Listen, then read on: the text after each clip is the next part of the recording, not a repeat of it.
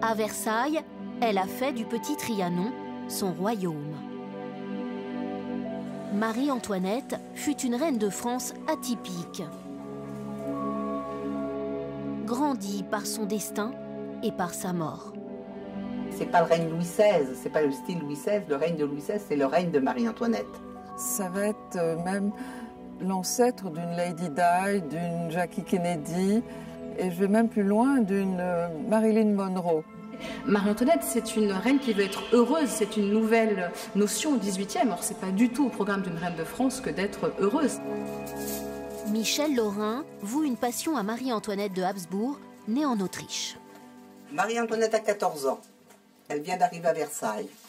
Marie-Antoinette, reine de France, avec le collier à 4 rangs, montrant ses 4 enfants. Dans sa maison, elle possède une collection de 10 000 objets à l'effigie de celle qu'elle considère comme une femme courageuse.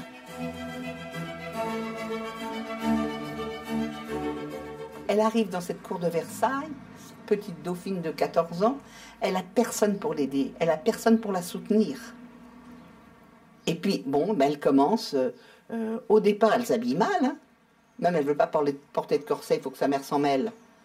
Mais qui était Marie-Antoinette? Mariée à 14 ans, reine de France à 18 ans, mère de famille à 23 ans, guillotinée à 37 ans, le personnage fascine romanciers et historiens. Ici à Versailles au Petit Trianon, nous allons apprendre à mieux la connaître. Marie-Antoinette reçoit le Petit Trianon en cadeau de mariage de Louis XVI. Objet de toutes les convoitises, elle prend comme amant un bel officier suédois. Éprise de liberté, c'est aussi une mère aimante, du jamais vu pour une reine. C'est un peu la première reine maman de l'histoire. Elle va lire Rousseau, lire les livres sur l'éducation.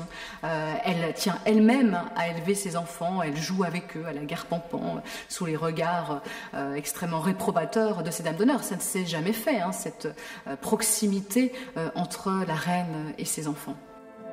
Victime de la rumeur des courtisans de Versailles, Marie-Antoinette aime s'égarer dans les jardins du Petit Trianon pour oublier son rang de reine. Dans ces jardins, Marie-Antoinette va se leurrer parce qu'elle va imaginer qu'elle va trouver la liberté et peut-être même le bonheur.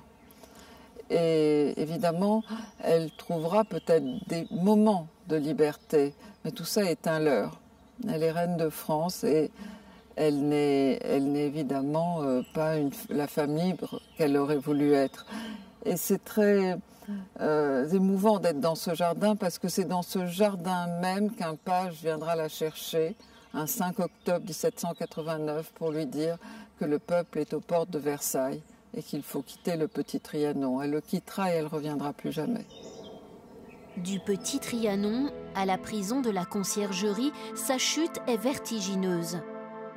Marie-Antoinette va montrer toute sa grandeur à la fin de sa vie. Avec dignité et courage, elle monte sur l'échafaud le 16 octobre 1793.